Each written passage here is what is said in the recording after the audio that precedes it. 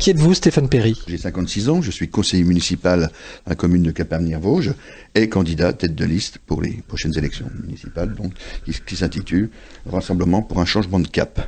J'ai d'abord envie de vous demander, sur votre liste, on retrouve quel type de personnes, quel type de profil? Alors ce sont des personnes de tout âge, de 21 à plus de 70 ans. Ce sont plutôt des classes moyennes, on va dire populaires. Quel regard, vous qui avez été conseiller municipal d'opposition, quel regard vous portez un petit peu sur le mandat là qui s'achève? Bon, je suis un petit peu critique par rapport à des décisions qui ont été, par exemple, le changement de nom de la commune, qui a été prise par la majorité municipale. Les habitants n'ont pas été consultés. On sent que c'est un point de crispation, puisque pour un autre candidat, c'est aussi une question de cette campagne. C'est si mal passé que ça?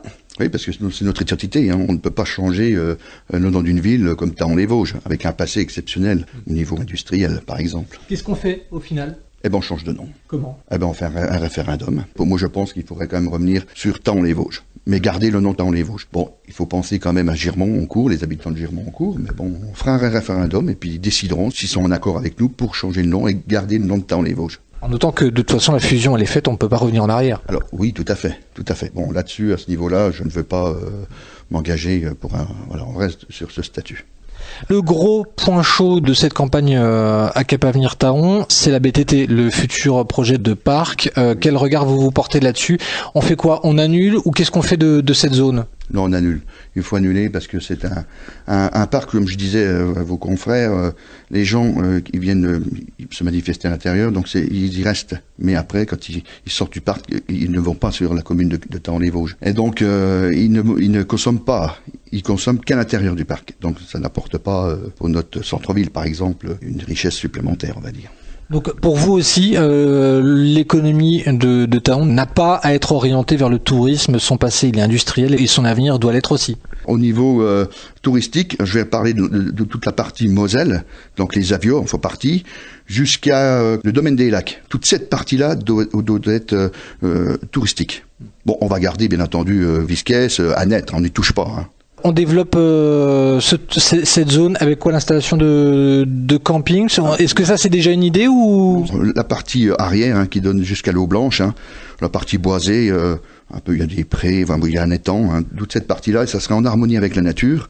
Donc développer un camping, un large emplacement pour les camping-cars et surtout les hébergements insolites. On va passer aussi en termes, pour le coup, en termes de développement industriel, il y a la zone Innova 3000. Certains pensent qu'elle est pleine au niveau de l'agglo et que du coup, c'est plus la peine d'attirer de l'entreprise dessus. D'autres disent elle est pas pleine, elle est juste mal entretenue et du coup, ça freine le développement de cette zone où il y a encore de la place. Non, nous pouvons l'étendre. On peut l'étendre. Il suffit de trouver les bons compromis. Donc il faut travailler avec l'agglo là-dessus. Oui, tout à fait. À ce niveau-là, oui. Un de vos concurrents se proposait aussi de travailler au niveau des transports dans Thaon même, en développant un réseau propre qui ne dépendrait pas de l'agglo pour pouvoir mailler un peu plus les différents quartiers, les différents habitants. Est-ce que ça, c'est quelque chose que vous avez envisagé? Est-ce qu'il y a un pan politique du transport dans votre programme pour les municipales? Oui, comme nous, par exemple, nous avons prévu une navette en direction entre Épinal et Thaon, entre 12h et 13h, par exemple. Mais bon, je n'y vois pas d'inconvénient. On ne serait sur un fonctionnement horaire qu'entre midi et 2?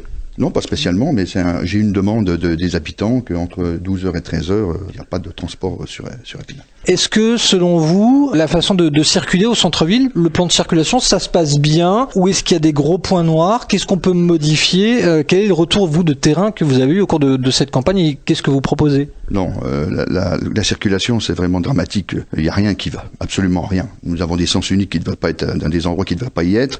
Vous prenez par exemple cette rue, la rue Rapp, c'est un double sens, mais ça ne va absolument pas. Il y a toujours des problèmes à la sortie, à l'intersection de la route nationale, et il y a des problèmes des accrochages. Et cette rue-là, il faut la passer en sens unique. Voici un exemple. C'est un exemple. Le stationnement, on conserve la zone bleue, on passe tout en gratuit ou on fait raquer tout le monde, entre guillemets? Non, absolument pas. Il faut surtout pas faire raquer tout le monde. Surtout, c'est un gros problème. Non, ce qu'il faudrait éventuellement, c'est mettre des stationnements minutes, mais juste devant les vitrines. Les accès, les portes, les accès dans les magasins. Le problème qu'il y a, c'est qu'on a une rue centrale qui est mal disposée. Vous avez, par exemple, tous les véhicules en stationnement sont beaucoup trop près des vitrines. Elles sont même pas à 1 mètre. Les gens sur le trottoir ne peuvent pas circuler. Donc il faut remodifier tout le centre-ville. Donc peut-être réduire un petit peu la largeur de la route pour pouvoir permettre aux voitures de se garer plus loin des vitrines. Éventuellement, oui, parce que c'est vrai que des trottoirs sont déjà d'un certain âge. Voilà, il faudrait revoir tout ce centre-ville. Les pistes cyclables, on y pense aussi pour faire une jonction avec les autres communes autour, ou c'est pas encore débattu? Ah bah oui, on peut. De toute façon, on a déjà la route verte, hein, déjà le long du canal. Par contre, il y a un truc qui serait bien intéressant, c'est les VTT.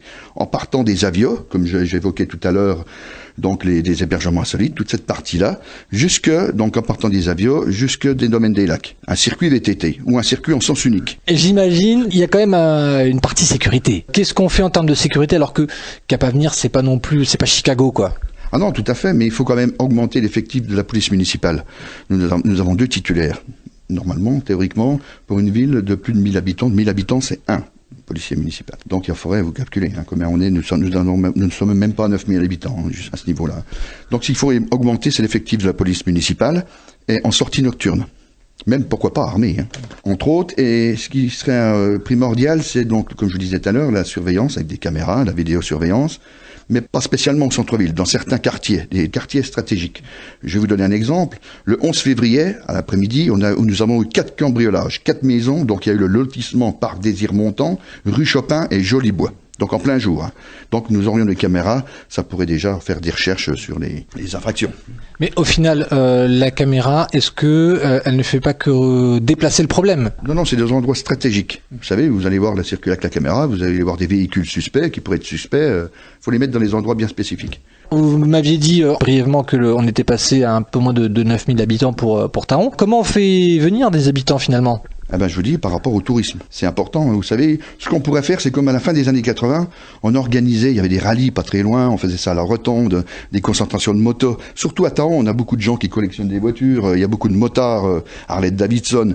Il faudrait faire une ville attractive dans ce domaine-là, dans les Vosges, surtout que nous sommes dans une ligne, je veux dire, entre Nancy et Épinal, donc c'est très abordable avec la voie rapide. Organiser des salons. Entre autres, oui, tout à fait. Comment ajouter de l'attractivité encore au-delà du tourisme? Parce que les gens, ils vont pas venir habiter à Thaon pour un salon par an, par exemple. Oui, donc faut que ça soit, oui, c'est vrai qu'il faut du travail. Il faut que les gens viennent pour le travail. Nous avons quand même 800 chômeurs. 10% de la population. Oui, c'est énorme. Quel coup de pouce vous proposez aussi pour le commerce local, au-delà des places de stationnement en centre-ville? On parlait aussi de retoucher le marché, les horaires. Est-ce que ça, c'est quelque chose dont vous avez eu vent aussi au fil de la campagne? Alors moi, c'est fini, le marché dans le temps, c'est terminé. Ce qu'il faut revenir, c'est un marché classique, avec un marché couvert. Rajouter un marché couvert, c'est beaucoup plus intéressant. Les gens, ils sont à l'intérieur, ils peuvent converser entre eux. C'est déjà primordial à ce niveau-là. Et l'aide au petit commerce du centre-ville, ce ne sera que par de l'aménagement urbain?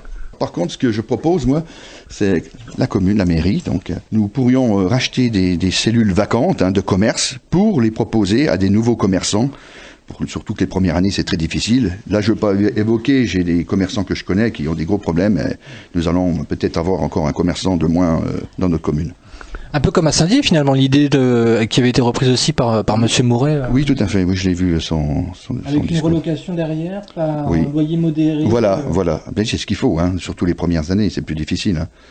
Qu'est-ce que vous vouliez aborder d'autre? Ce que je voudrais évoquer en parlant des chats, entre autres. Ce que nous voulons, nous souhaitons développer une synergie entre les particuliers, les élus, les vétérinaires et les associations afin que nous trouvions tous ensemble une solution au problème de la prolifération des chats errants. Oui, c'est vrai qu'il y en a beaucoup. Et là, ce que je vous propose, donc, c'est avec les vétérinaires, avec les associations, trouver une solution.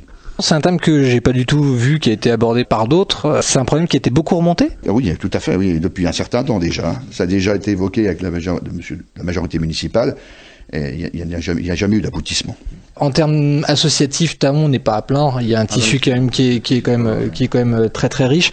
Mais comment pousser un petit peu, les gens à sortir et puis à consommer local avec des animations, des fêtes? Qu'est-ce qu'on pourrait organiser? Oui, des fêtes nocturnes par exemple, même en période estivale. Voilà, en centre-ville par exemple, des animations pour les personnes âgées.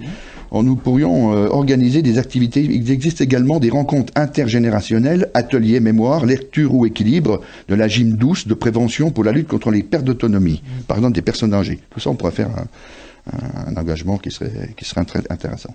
Donc, développer le lien intergénérationnel sur Thaon un peu plus, quoi. Voilà, tout à fait, ça serait ça, oui.